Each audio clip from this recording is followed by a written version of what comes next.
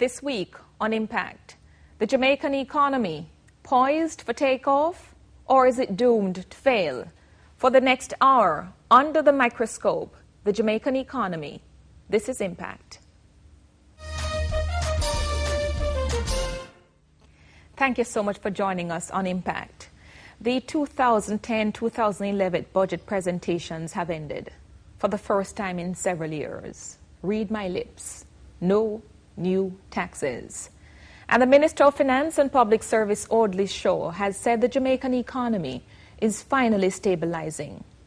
The minister says that there are figures from Statistical Institute showing that inflation in March has slowed to 0.5% compared to 1.4% in January and 2.2% in February. He says remittances have started to come in again. He says the NIR is set for about 18 weeks of reserve in importations of goods and services. The bad news, though, is that we are still broke, some would say. We've had to go to the IMF to seek a standby loan facility for $1.2 billion. And while the government is promising a balanced budget by 2013, many Jamaicans are still wondering, how are we going to survive under such harsh conditions? To discuss the impact of the state of the economy in Jamaica, we're pleased to have joining us the Minister of Finance and the Public Service, Audley. We have the World Bank Special Representative to Jamaica, Badrul Haque, and Inter-American Development Bank Country Representative, Gerard Johnson. Minister, gentlemen, good to have you on Impact. Thank you. Minister, so good to have you. Thank you. Thanks for having me. It's been a long time since we've sat to talk. That's true. Let's begin where I stopped. A balanced budget by 2013. What a piped dream. Is it possible, Minister? Absolutely, quite possible. I will recall the last time we had a balanced budget was during the 1980s, when we reached a point just before Hurricane Gilbert, where we balanced the budget. And in fact, we did more than balance the budget. We had a modest surplus in 1987, before Gilbert came. And then after the change of government as well, in the early 1990s, there were a couple of years in which we achieved small, modest surpluses. Right. But that period of surpluses came out of, and this is a fundamental point of departure, it came out of a period of high rates of economic growth, which came as a result of high levels of investment. Yes. Across a wide range, diverse range in the economy. And so it is out of the increments of earnings that you're able to generate either a balanced budget or create surpluses. Right. Since then, we have gone so irretrievably into very serious borrowings. Yes. And when you borrow a lot, that creates deficits. And let's put that into the equation. We're 2-3 years away from 2013. Yes. We had, according to your figures, a contraction in the economy for last calendar year, 2.7%. Yes. We continue to borrow. We have a 1.27 standby loan facility. We have loans from multilaterals. We have domestic loan. Factor those in and see if over the next 2 years, 3 years that we have, is your balanced budget a realistic target then for 2013? Well, we think it's realistic, but it can only be achieved if we exercise the kind of fiscal discipline and tightness that is going to be required, not just for this fiscal year, but throughout the 4-year period of the medium-term program. And what that means is that we're just going to have to establish priorities, what we can spend. We have to seek to live more within our means. It is not possible to just stop borrowing. Right. When you've reached a point where close to 50% of your revenue was consumed in paying interest costs on your budget.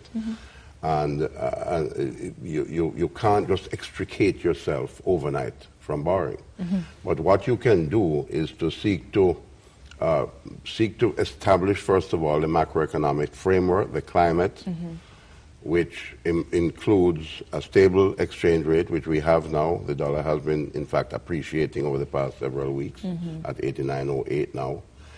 You have the Jamaica Debt Exchange Program was very critical because it is beginning to infuse into our sensibilities the need for us to get with the rest of the world to accept lower interest rates. Yes.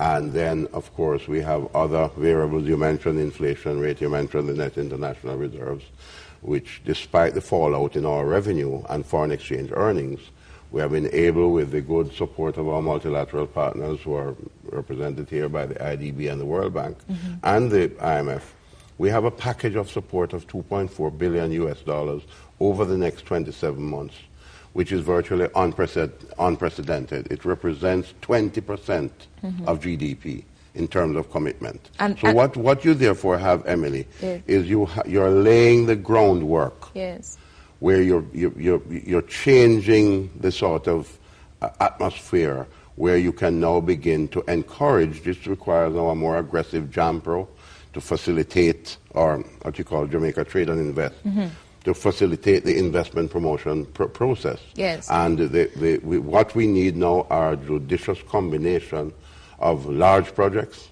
and, even more importantly, a lot of small business projects. Before we go further into that, economy. I'm concerned about the fiscal discipline, which is crucial. Yes. Unrealistic. Why? You're 3 years into your term. 2 years to go before an election is constitutionally due. At the end of that time, it is highly likely that you won't be the minister because another party may come into power. It is highly likely. It is the custom that when it comes on to election, we see spending. So you blow this fiscal discipline through the roof. How much of that have you factored into the medium-term targets that you have set within this budget? Well, first of all, we are 2.5 years into Thank you. election. Take away the half, yes. And we have another 2.5 years left. You can't make it to the next 5 years, though, can you? Well, no, what is important here, and this is why I welcome the opportunity for this discussion, because this debate doesn't end with the end of the budget debate. The people of Jamaica, we all need to understand that we cannot continue to live beyond our means. This is what has brought us virtually to our knees now. Yes. And I explained in one speech I made where I quoted Warren Buffett that you never know who is naked until the tide goes out. Yes. And when the world economy, the implosion took us, and it took out our earnings from bauxite and alumina. It cut remittances sharply. It affected the tourism industry, although we have rebounded very well from that. And other areas were affected.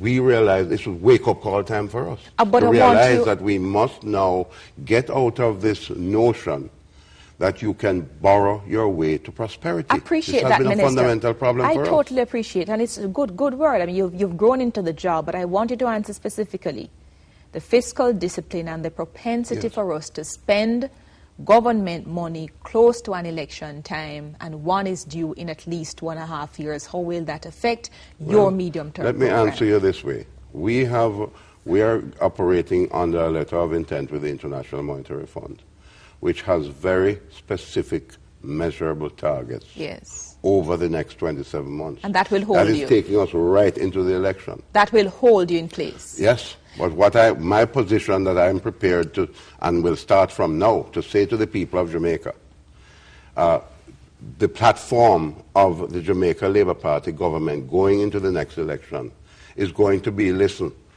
the mess that we have here cannot be tidied up and cleaned up completely in 5 years.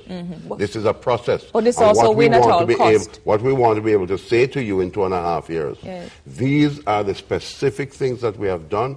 We're on the right track. We are beginning to see now more investment taking place.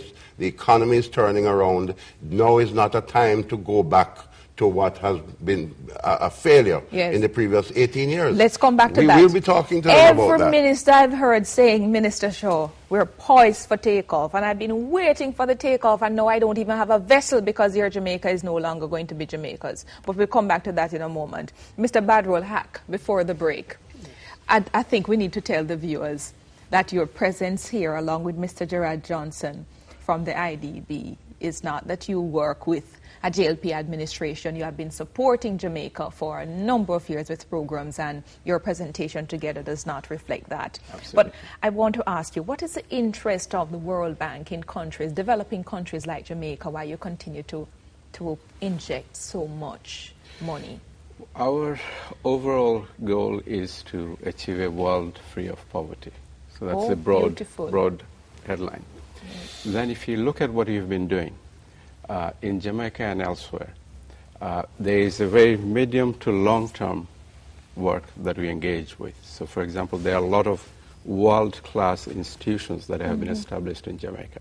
The PATH program, for example. Yes. We really started to work on it in the 1980s. You did with the PATH program? Doing the living conditions survey. Remember the kerosene subsidies that was supposed to help the poor?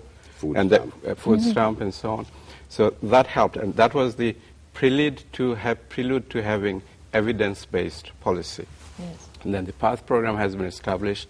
Admittedly, the level of benefit is small, Yes. but it's a system in place. It has been slowly expanding. The benefits were increased, I believe, in December 2008. Yes. And right now, in fact, we just obtained $2.5 million US grant from the Japanese through the World Bank to reach out to 10,000 additional beneficiaries who are poor and elderly and who may not have the resources to go to the local parish and try and get the PATH benefits. Beautiful. We'll come back to that in a moment. Let me understand, what is the role of the IDB in Jamaica through Country Representative Mr. Johnson? Thanks, Emily. Right now, because obviously it's nothing that you can sort of take, if you asked that question 5 years ago, the answer would have been different. 5 years from now, it'll be different again. You embarked on something historic in January. Jamaica decided to move on a different development path.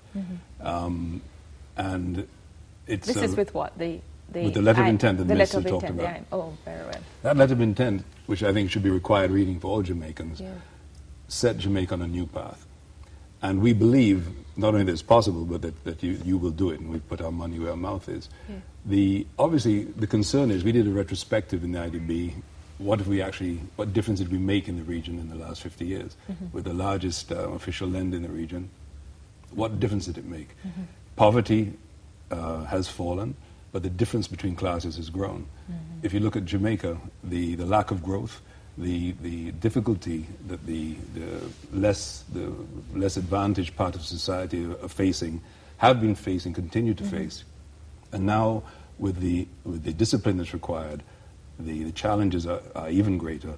That's of a huge concern. And that's why this conversation that Badrul was talking about, the PATH program, the other efforts the government is making to cushion any impact on that group and to provide the basis for growth so that incomes can go up, jobs can go up.